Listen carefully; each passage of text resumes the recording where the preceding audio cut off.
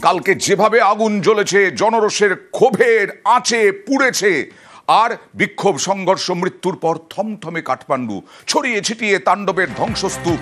গ্রাউंड zero news 18 Bangla.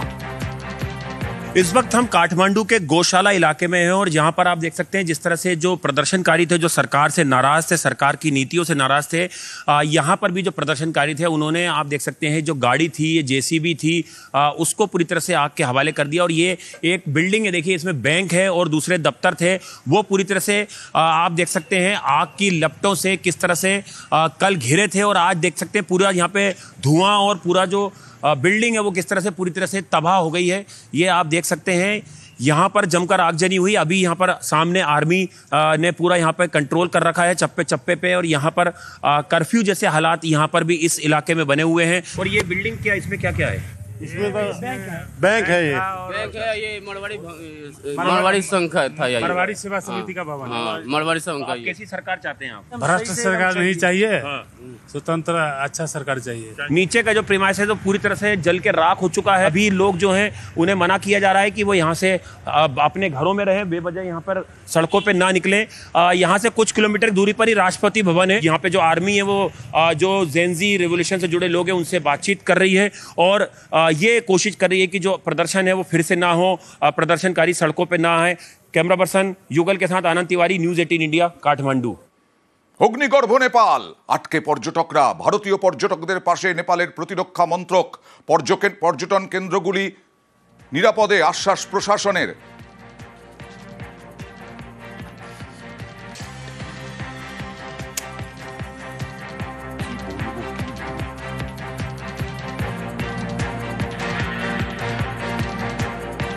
বর্ষ মৃত্যুর পর থমথমে কাঠমান্ডু,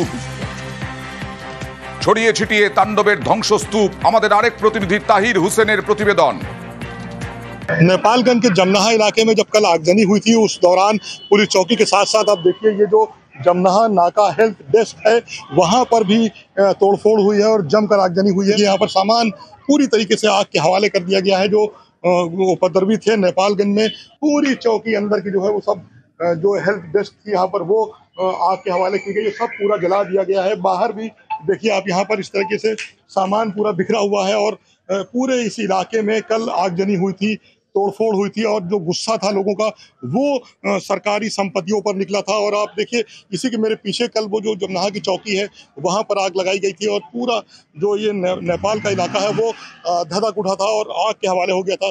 सुरक्षा कर्मी यहाँ से कल अपनी जान बचाकर भाग गए थे, लेकिन इस वक्त उनकी मौजूदगी है यहाँ पर बॉर्डर के इलाके में। जो नेपाल की फोर्स है वो यहाँ पर लगा दी गई है और लगातार देखिए ये पुलिसकर्मी हैं नेपाल के जो वो यहाँ पर मौजूद हैं अब और अपनी ड्यूटी को अंजाम दे रहे हैं। तमाम जो यहाँ पर बॉर्डर पर पुलिस के जवान हैं वो मौजूद हैं नेपाल के। और अब हालात यहाँ पर सामान है। देखिए यहाँ पर कल आगजनी हुई थी, ये वही पूरा इलाका है, वो इसी जगह पर कल जो है वो हंगामा हुआ था, बवाल हुआ था और तमाम जो आग के हवाले संसाधन कर दिए गए थे। नेपाल के कई इलाकों में आग लगाई गई थी। अब जो है यहाँ पर दोनों तरफ सुरक्षा बढ़ाई गई है और यहाँ पर जो पुलिस के जवान है वो मौजूद है यहाँ पर। Tahir Hussain, news 18 India, Nepalganj. গণবিদ্রোহে জ্বলল নেপাল। নেপালে বিভিন্ন জায়গায় একেবারে হানা বিক্ষোভকারীদের জ্বলছে। আর সেই অবস্থায় এখানে যারা বসবাস করেন এই শহরে, ওই দেশের মানুষ, তারা চিন্তায়, উদ্বেগে। কলকাতায় কাজ করেন কাঠমান্ডুর গুঞ্জার পরিবার থেকে কাঠমান্ডুতে, পরিবারকে নিয়ে দুশ্চিন্তায় গুঞ্জা শ্রেষ্ঠা। फैमिली काठमांडू में ही रहते हैं, वो लोग का साथ में मेरा संपर्क होते रह रहा है। आज से थोड़ा आर्मी ने वहाँ पूरा कब्जा कर लिया है, आर्मी शासन हुआ है तो अभी शांत है काठमांडू में, उतना वो झमेला नहीं है। एक्चुअली प्रॉब्लम जो कोई विकास नहीं हो रहा है, कोई जॉब नहीं मिल रहा है स्टूडेंट लोग का, जो माने यंग जनरेशन को, वो लोग सब बाहर विदेश में जाना पड़ रहा है। इसीलिए पहले से आवाज़ उठा रहा था, लेकिन वो आवाज़ दबाने के लिए सोशल मीडिया बंद कर दिया गया। सब जितना आंदोलन जो हुआ है उसी का वजह से हो रहा है। अभी नया जो मंत्रिमंडल वहाँ गठन हो गए, शायद अभी सुनने में आ रहा है कि बालिन शाह वहाँ का प्रधानमंत्री हो गए। यदि वो बालिन शाह यदि आएगा तो नेपाल में अच्छा ही होगा। এখন সেনার নিয়ন্ত্রণে নেপাল। বিদ্রোহের আঁচে জ্বলছে কাঠমান্ডু। প্রধানমন্ত্রীর ইস্তফার পরেই অপারেশন শান্তি বজায় রাখতে নিরাপত্তার দায়িত্বে নেপালে সেনা। নেপালের সেনার কি পরিকল্পনা, কি নির্দেশ, সবটা জানবো। প্রতিনিধি মৈত্রেয়ীর সঙ্গে কথা বলবো। মৈত্রেয়ী। দেখো, নেপাল সেনাবাহিনীর তরফ থেকে বেশ কয়েকটি পদক্ষেপ নেওয়া হয়েছে।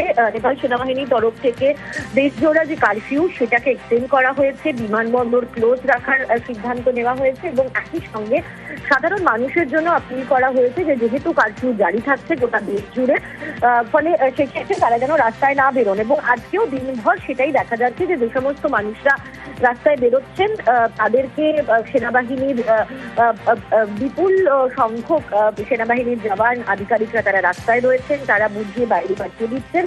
এবং এর পাশাপাশি যারা আন্দোলনকারী ছিল, যারা বিক্ষোভকারীরা ছিলেন, তাদের সঙ্গেও কিন্তু আলোচনার একটা ব্যবস্থা করছে সেনাবাহিনী যাতে শান্তির পথে এগোনো যায়। তার কারণ গতকাল যে ছবি দেখা গিয়েছে এবং তারপরে বেশ কিছু বিক্ষোভকারীরা তারা জানিয়েছিলেন যে তারা এই ধরনের হামলার ঘটনার সঙ্গে তারা নন, তারা বিক্ষোভ প্রদর্শন করছিলেন, কিন্তু এ ধরনের ভায়োলেন্ট প্রোটেস্ট যেখানে পার্লামেন্ট থেকে সুপ্রিম কোর্ট এমনকি কোনো মন্ত্রীর বাড়িও ছাড়া হয়নি, সেই বাড়িগুলোতে আগুন লাগিয়ে দেওয়া হয়েছে, সেই ঘটনার সঙ্গে তারা নিজেদের ডিস্টেন্স করে নিয়েছিলেন।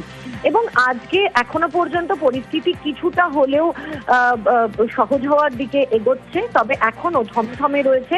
মানুষজনকে রাস্তায় বেরোতে মানা করছেন, নেপাল সেনাবাহিনীর তরফ থেকে মানা করা হয়েছে এবং তারা রাস্তায় মাইকিং করছেন, পেট্রোলিং চালাচ্ছেন। বিদেশি নাগরিকদের জন্য কিন্তু বেশ কিছু পদক্ষেপ নেপাল সেনাবাহিনীর তরফ থেকে নেওয়া হয়েছে। বেশ, আর গতকাল সেই ছবি আবার দেখাবো, কি হয়েছিল জনরোষে কাঠমান্ডু সহ নেপালের বিভিন্ন জায়গায়। বিদ্রোহের আগুনে জ্বলছে নেপাল, প্রতিবেশী রাষ্ট্র। নতুন করে উত্তেজনা তৈরি হয়েছে আবারও নেপালে। সোমবার থেকে শুরু হয়েছে আবারও নতুন করে উত্তেজনা। সেনা বিক্ষোভকারী মুখোমুখি, বিক্ষোভকারীদের সঙ্গে বচসা সেনার, সেই ছবি আপনাদের দেখাচ্ছি আমরা। কাঠমান্ডুতে ফের রাজপথে বিক্ষোভকারীরা এবং সেনার সঙ্গে মুখোমুখি বচসা।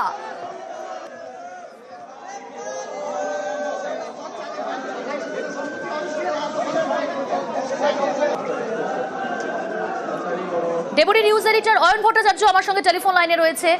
অয়ন, এখান থেকে একটু বোঝার চেষ্টা করব, সোমবার থেকে আমরা দেখলাম এই আগুন ক্রমশ বাড়তে বাড়তে একেবারে অগ্নুৎপাত হয়ে গেল, চারিদিক পুড়ে খাক হয়ে গেল, মন্ত্রীদের বাড়ি পুড়িয়ে দেওয়া হলো, সমস্ত কিছু শেষ, তছনছ। তারপর দেখলাম কি যে কোথাও যেন বলা হচ্ছে যে অলির পরবর্তী দায়িত্ব নিতে চলেছে বালেন শাহ। এখন নতুন প্রধানমন্ত্রী, নতুন সরকার গঠনের অপেক্ষায় নেপালবাসী। কিন্তু আবার নতুন করে কেন উত্তেজনা তৈরি হলো?